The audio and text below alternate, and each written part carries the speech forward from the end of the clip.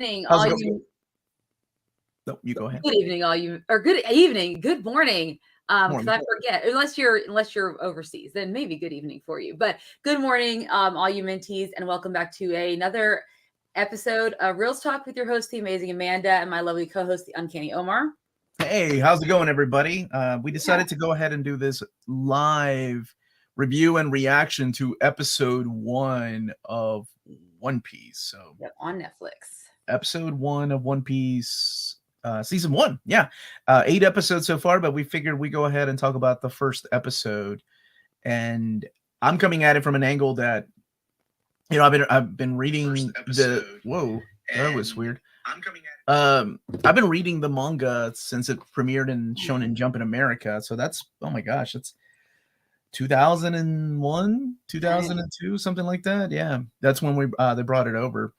And then I watched the anime. You know, I'm a big fan of the anime. I didn't make it all the way through, though. Oh my gosh, we're talking about over 1,000 episodes. My daughters and I watched the first few seasons together, but huge fan of the manga.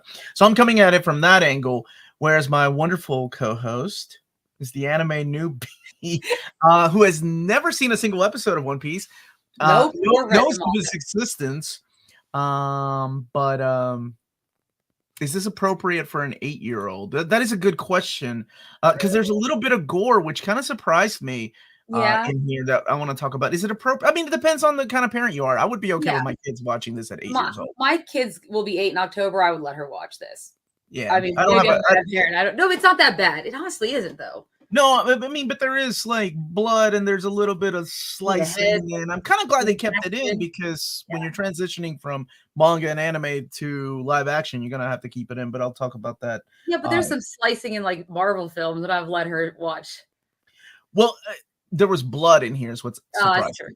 Yeah, like more so than I remember in the manga. Mm-hmm.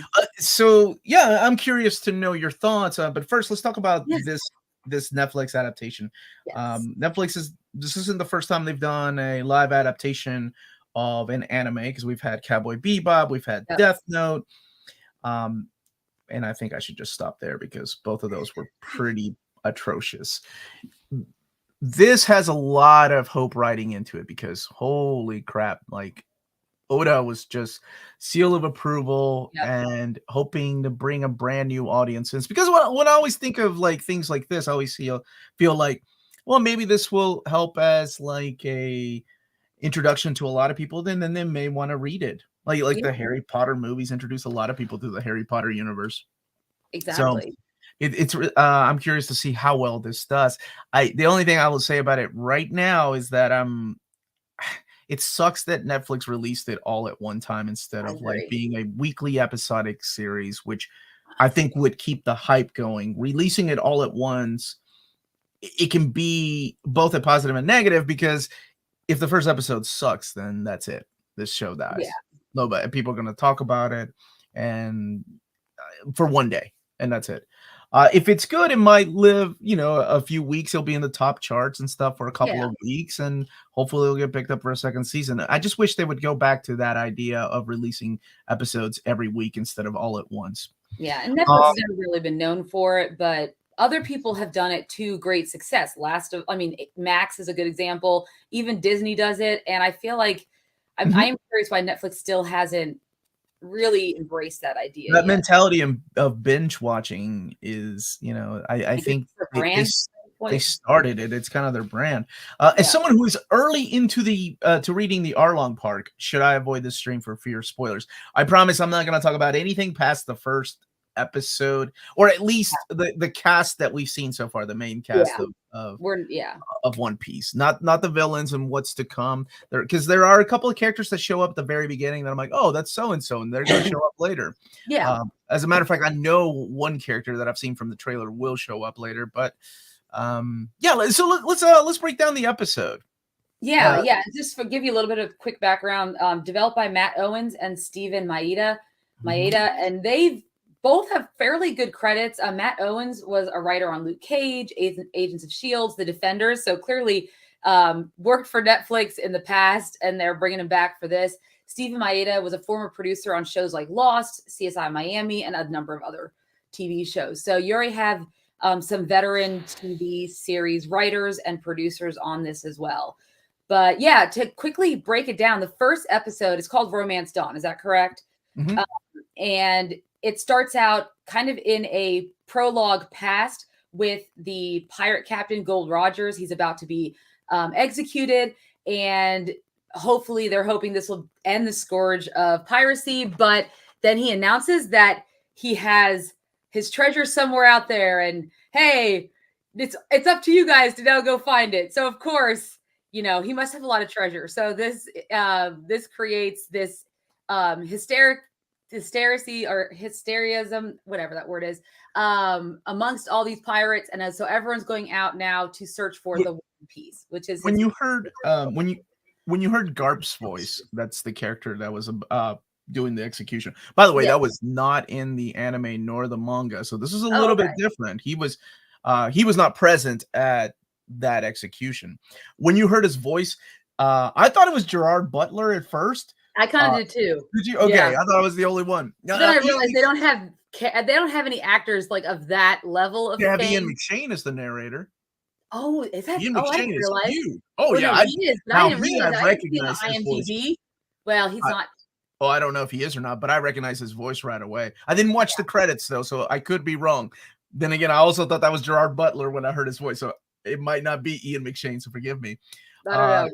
I'm currently thinking about getting into One Piece. Should I watch the show or should I just read the manga first? You can't go wrong with either one.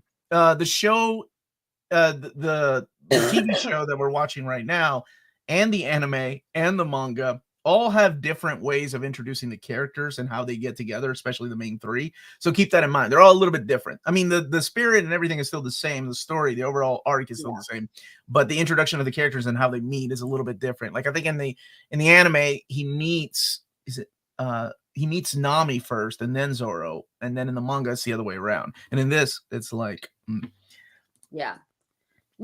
So essentially that's the prologue, right? So now we have all these pirates who are looking for the One Piece, the treasure of the pirate captain Gold Rogers, who is executed at the end of the day. And then we are fast forward several years into what we call present day, and we are introduced to Monkey D. Luffy, who is this very charismatic young man. I guess I would call him a little boy because he looks too old to be like, I mean, maybe 18. He looks too old to be like 14 or 15, but he's definitely, I don't know, maybe that's just me. I don't know many 14-year-olds. I could be very wrong. But he's a very charismatic character who is, his goal is to become the king of the pirates, find the One Piece, and that is his goal.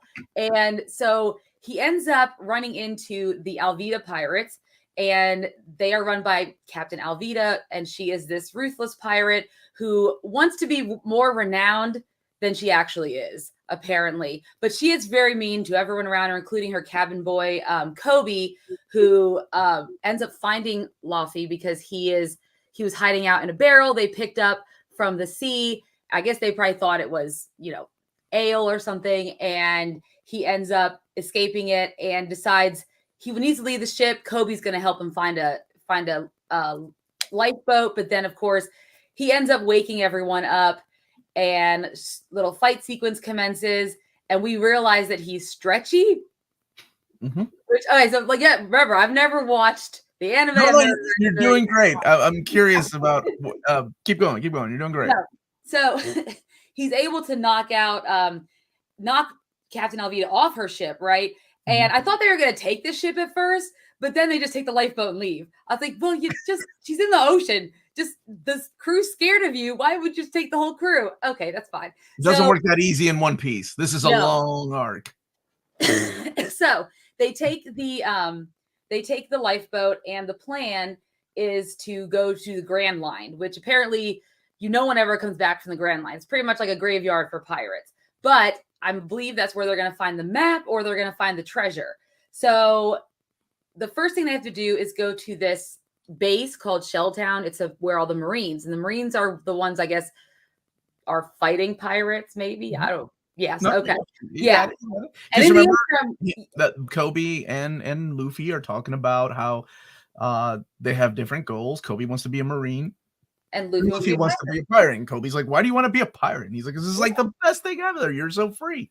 Exactly. Because they have very different ideas of pirates. And I love that about Luffy. And it shows in this too that he was okay with Kobe being a Marine. He's like, we're going to be enemies one day, but right now, you know. Friends. Yeah. I thought that's the spirit of Luffy. They got that. I mean, all right, go ahead. They got that. Yeah. So, yeah. And a character that's talked about. First, we meet Captain Alvida, and then we later see this character when we were in Shelltown and briefly by himself is Roronoa Zoro.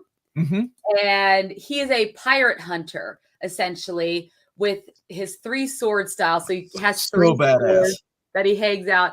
And yeah, that's one of the scenes that Omar was talking about where he is in the middle of this like forest and there's another like bounty hunter who comes upon him and they fight.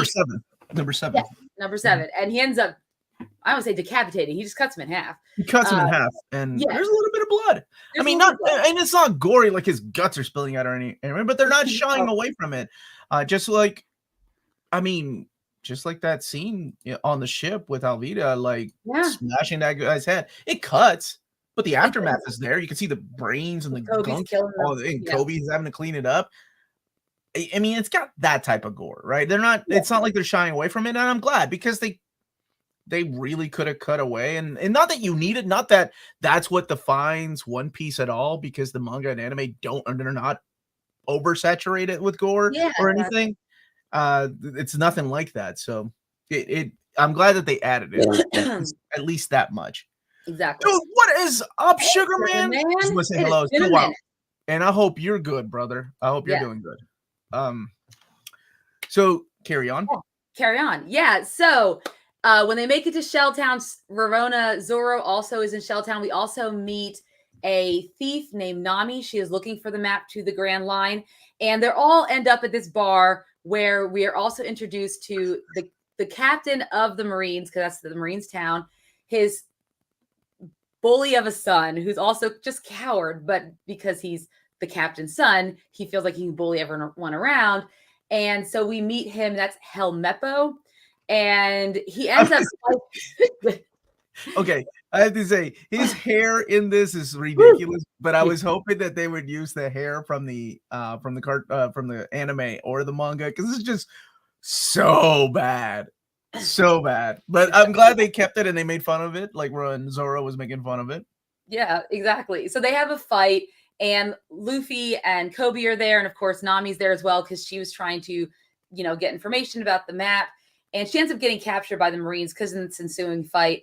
And obviously, Zoro ends up completely just embarrassing Helmeppo. And he also saves a little girl who's in the tavern. And Helmeppo almost kills her, but he saves her. And then Luffy sees this and realizes that he's a good guy. Even though he has his 3-sword style and he looks like he's to be a bad guy, especially when Kobe said, well, he's a pirate hunter. He's like, no, but he has good in him.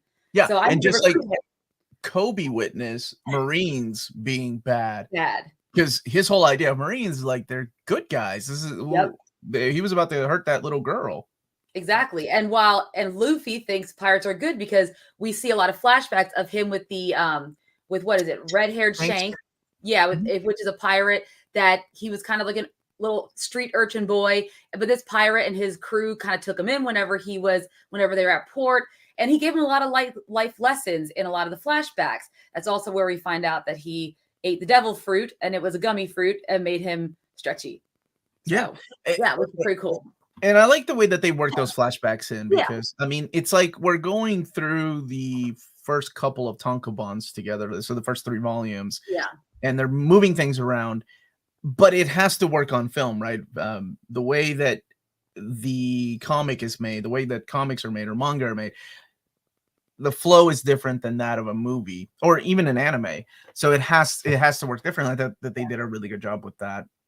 All the flashback scenes introducing you to the character and why he is gummy, right? Why he is gummy, and why he wants to be a pirate in the first place. Because I think that's he was a little bit of a jerk Then I'll do that scene still hits. Like, I love it, man. Whenever he stabs his eyes, I was like, this kid is so stupid. Yeah, this kid.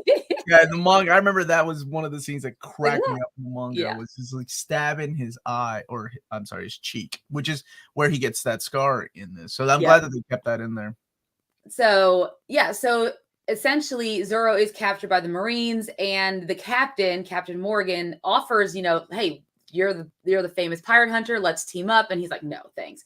So he ends up being, strung out, and in 7 days he's going to be executed. But of course, Luffy comes and, rescues him. And then Nami's also shows up as well, because she was also escaping from the Marines. They end up together, and they kind of have to have their own little, fight sequence, even though they're not a team. They say this a number of times, even though Luffy wants them all to be part of his pirate crew, but they're not a team. But they have a really cool fight sequence. They end up escaping. They get a boat, and that's when him and Kobe kind of part ways, because Kobe's like, I don't, everyone's been telling me what to do my whole life. I want to do what I want to do now, which is stay here and become a Marine. And that's when he's like, next time I see you, we'll be enemies. And Luffy's like, but right now we're friends, so farewell. And they kind of head off. And that's essentially the first episode. Is we're starting to introduce some of the core characters that we're going to see, I'm assuming, throughout the entire season. And we also are at the end introduced to, I'm assuming, who's going to be the main villain, Buggy, the clown pirate, who looked insane. And I was like, wow, these are some different pirates than what I'm used to.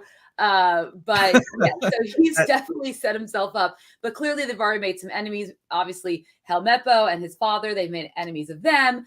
Alvida, they've made an enemy of. So it's going to be interesting to see where these people start coming in, if they show back up throughout the season, as Luffy and his new pirate crew are on their quest to go to the Grand Line and become king of the pirates and find the One Piece. So yeah, that's episode 1 in a nutshell. Aren't you supposed to be working? That's why we were going to invite you next week. We're doing one episode today. So next week, we're going to do the whole season. We're going to do the whole season. But you're more than welcome to jump in here if you're not working. I just didn't want to get you in trouble. I just assumed. So for somebody that has never seen One Piece or read it, as far as episode 1, yes. What did you think? One of the biggest things I saw, by the way, was how much this cost to make per episode. More than Game of Thrones, I think. Yeah, that's what I heard. That this costs more than Game of Thrones. And they did on location filming. So they did film in like Cape Town in South Africa. So they did some so it's not all green screen and things like that. They did some on set or on site filming and things of that nature. So I can imagine that stuff probably raised the cost. It's a large cast too, from the looks of it. So that probably also didn't help production costs as well. I was thinking about all the extras too, especially at the very beginning. Oh yeah, people at the very beginning, and you can tell who's always going to be the important players when their hair stands out or their facial hair stands out. You could tell who from the very beginning in that one scene when everybody's rushing out to get the One Piece, who's going to be a key player. But for somebody that has never read any of this, only knows of his existence because I have so many friends who watch and read this. Yeah. Right. What did you think of the first episode? Like, what were the things that worked with you? What were the things that did not work? So I love fantasy pirate adventures. So immediately the whole premise really clicked with me. And I liked this idea of all these pirates going out and trying to find this grand treasure, because I like a lot. I mean, Pirates of the Caribbean was one of my favorite films. Well, at least the first 1 and 2, maybe. So yeah, so I really do like that whole idea. And also the actors, I really did like. So I said, Luffy, really, that character, like as soon as he appeared on screen, I immediately liked that character and the way he played the character. And I don't know, since I've never seen the anime, I don't know how how accurate he is to the comic or the manga or anime adaptation, but I really did like that character. I liked Kobe as well. And I liked their chemistry together as, slowly becoming friends. And I liked the actor who played Zoro, very stoic. I'm not really sure about Cammy. I felt like I didn't get too much from her yet, but I feel like we're going to get more as it goes on. But as far as the acting is concerned, I really liked it. And I like the storyline and where it's heading, because I think it's going to lend itself really well to an overarch story with a little bit of, one-off adventures along the way. So for me, I enjoyed it. I thought the production value was pretty good, especially for how much it costs. I was expecting it maybe to be a brighter, because like the world itself, I mean, they're trying to still ground it in some realism because it is live action, but I expected maybe to be a little bit brighter. Like when she has like Alvida's mace and stuff, you could see it's pink and stuff. And maybe I expected to be brighter than what it was, but that could just be. I thought you were talking about the dark scenes, like where he meets Kobe. Oh, you mean like the lighting? I'm serious. Like the lighting was so dark in there, but I'm like, oh, I guess this must be one of those new things that we've talked about since House of the Dragon, that for some reason shows are shot now really dark, and people have had to turn up their TV brightness to check it out. Yeah, and I was really, we've seen the stretchy special effects, right, with like the Fantastic Four and stuff and all those movies, and I thought they did a fairly good job of the special effects because that's really the biggest special effects right now that they really have, is getting him to stretch and do all that stuff. So I enjoyed the first episode. Okay. Let's see the things that worked for me. I love and I can't believe I'm saying this because I hate live action adaptations of things, but maybe I'm turning over a new leaf. I mean, not everything, right? Like I said, I've enjoyed things like Battle Angel Alita and Kenshin, but with this, I love the guy that the guy that plays Luffy. I still call him a kid, and maybe that's because of the character Luffy, right? He's like he's a kid at heart. So maybe that's why I call him a kid. But he was great. He had that charismatic charm about like when he's on screen, smile like. Oh. Yeah, he's got this just thing about him that works. He's so goofy, and like things that I would usually find cringe, I'm like, oh, it's sweet and it kind of works. I think the camera sometimes stays on him a little too long whenever he's he's posing, like a Luffy pose, right? Which comes straight out of the manga. But that's more of a directorial thing than the actor. But he's great. The guy that plays Zoro, freaking awesome. I really liked him, and the choreography was done well. And it's funny because we just watched Dragon Ball. What the hell is that Evolution yesterday? Evolution, where it was the other way around. The choreography was bad, but no, the fighting was really good, and the special effects, for the most part, work. Right. Yeah. And you're right, because we've seen stretchiness, and I kind of worry about that because there is a certain hokiness to One Piece that Oda just makes it look badass though on paper. And how that translates to film is a little bit different because you are talking about some characters with ridiculous power sometimes, especially the more you get into the series. But I don't want to spoil it for people that haven't seen or read the manga. Yes. But it made it work. He made it work. I did like that. The actor who plays Zoro, he was also in Rurouni Kenshin too. Yeah. And he was in Kamen Rider, right? Mm-hmm. Hey, Joe Cool, how are you, buddy? And Tina's here. Dang right, you better like it. Tina, you didn't know if it was gonna suck or gonna be good. We were all on the same. We were hoping that it was good, but let's see. I like the music. I thought the music was solid. It had a good balance of cheesy and epic, which reminds me of One Piece, so that's good. I'm trying to think of what else I really liked about this. The plot was fun. I like how the problem with the plot though is that you're gonna have, like, at least for the first episode, I'm not judging the rest of the series because I haven't seen it yet, but I wonder how the rest of the season is going to be handled, because you can make it a shot for shot adaptation. You can, but then what's the point? And then people will complain, why didn't they stick to the to the source material? Why did they why did they do their own thing? But it's like I kind of want them to try to do their own thing too. Not introduce new characters, but also, expand on the world, because we've seen the anime adaptation already of the manga. So the live action to me needs to stand out a little bit. But like I said, it's kind of a double-edged sword, because if you do that, then you're going to have fans going, well, that's not in the manga, or that's not in the anime. For me, it makes no difference. I would right, not for know. you, right? But I think of like Last of Us did that wonderfully. Oh, season 1 with the addition of that one episode, expanding on just one character that you only, the one that probably win an Emmy. Yeah, you didn't even see the other character; you just heard their voice. So I thought that was really awesome. And if you can do that in one piece, expand on characters that Oda didn't even touch upon, because there's a lot of seriously ridiculous, over the top characters. But that's the thing with Oda too, is he goes back and expands on all of these. Yeah. So it's a problem when you stick too close to the source material, and people complain about that, right? Like people that go see comic book movies, or I can't believe they have all this wonderful material and they did their own thing. But you have to find that perfect balance. There are sometimes they should maybe do that. Thor: Love and Thunder. I'm looking at you. Okay. But I think if it captures the spirit, right, like the essence of the comic, then it's fine. I feel like the spirit is there with this, and I would love to see them expand on things. DBC All-Star saying Oda authorized any changes, so that helps. Awesome.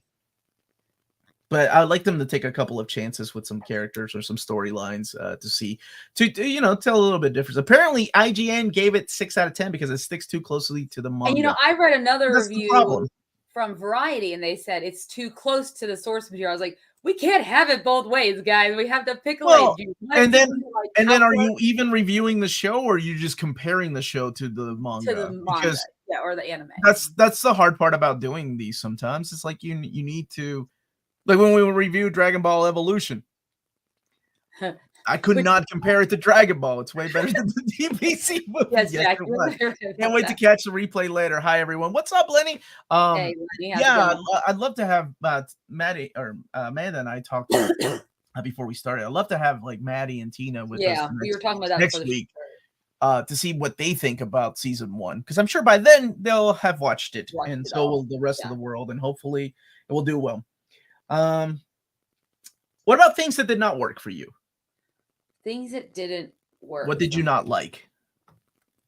Well, I mean, as far as things that didn't work, I don't like the actress who plays Alvida, but I was glad she wasn't in it very long. I was like, because I've seen her in other things. I didn't really like her in those other projects. So I was like, I don't really like that actress. But I was glad she wasn't in it for the long haul. I don't know. There wasn't anything I truly disliked about it. One thing I did of note, and I don't know why it bothered me, but I felt like when you see the flashbacks of Luffy as a young child, and then you see him now, he seemed a little bit more serious in the flashbacks than he actually is in present day. For some reason, I was like, why do they feel like they're acting two different ways? Seems like a different kid.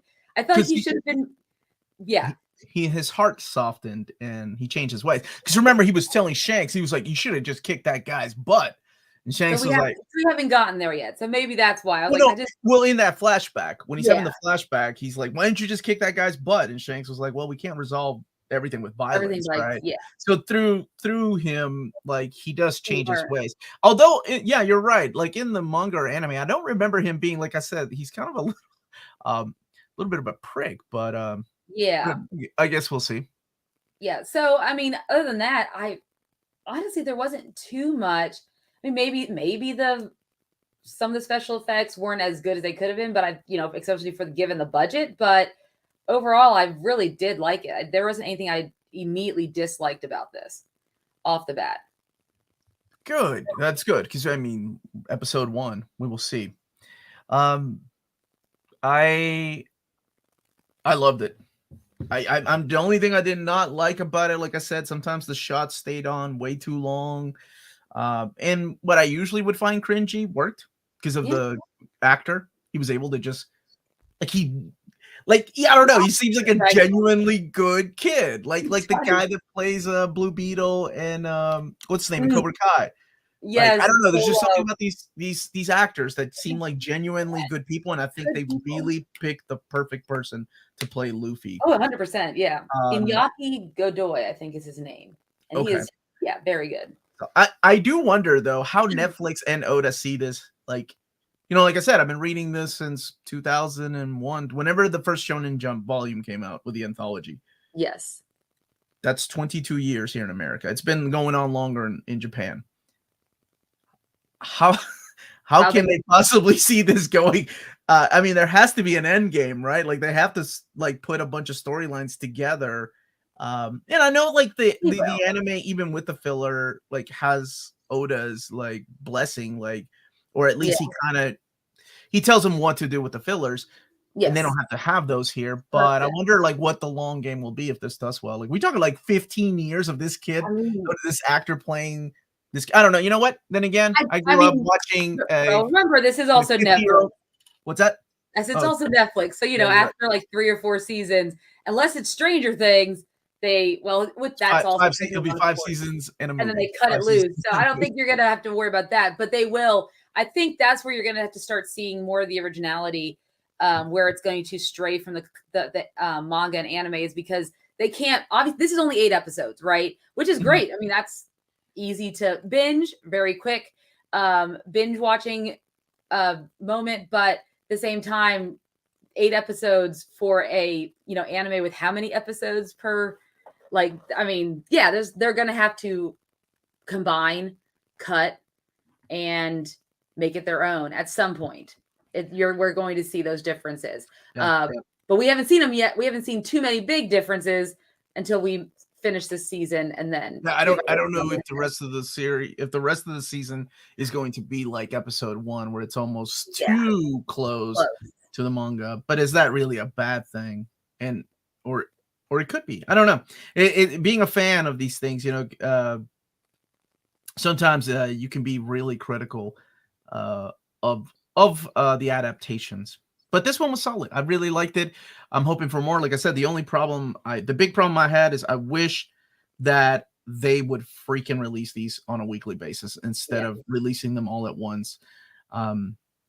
Because then like the hype goes away so fast. People forget about these series, and and if it's as good, I'd rather watch this, The Secret Invasion, which we've already watched. Oh yeah. So if the rest of the season is as good as this first episode, it gives me a lot of hope for where this can go, and also a lot of hope for what people can see with adaptations of anime and manga, or video games. I guess that's what Last of Us has done, though. Yeah, and I think that like Last of Us and even their Sandman, I think, are showing. Like I think Netflix took a cue and said, "Okay, we need to." Sandman was get the right things. Maybe the key is involving the creators. Yeah. Not just giving them credit and giving them money. Make them involved. Let them oversee the project, even though I'm sure most of them are super busy trying to finish out the manga. Other stuff, and Neil Gaiman's going on tour and writing books and stuff. But that was phenomenal. You're right. Yeah. All right, Amanda, and everybody that has seen episode 1, and Harvey, I would recommend Grant Morrison's Animal Man over Jeff Lemire's. Although Lemire's is phenomenal, Grant Morrison's was world-shaking, and it changed the way that I looked at comics. There we go. Amanda, what would you give episode 1 of One Piece Romance Dawn? I give it a solid 8 out of 10. Really enjoyed it. Yeah, 8 out of 10. I give it a 9.5. I loved it. Nice. I did not expect to like it this much. And you are not like a big fan of a lot of live action anime adaptations. I hate live action adaptations. Yes. So maybe it's because I came in with the low expectations and I came out. But you know what? That's bit me in the butt before too, though. I went with the lowest expectation to go see Green Lantern, and that thing was even worse than I went in with. But yeah, if you're watching this later, let us know what season or episode 1, what you would rate it, and join us back next week. I'd love to do a review of the whole season. So yeah. Hopefully the rest of the season continues was as good as this one was. I'm kind of excited to go back. Lands the ending of the season too. That's what I'm. Yeah, I'm curious where it's going to end, but I'd love to have Maddie and Tina on so we can talk about like things we would want to see in next season.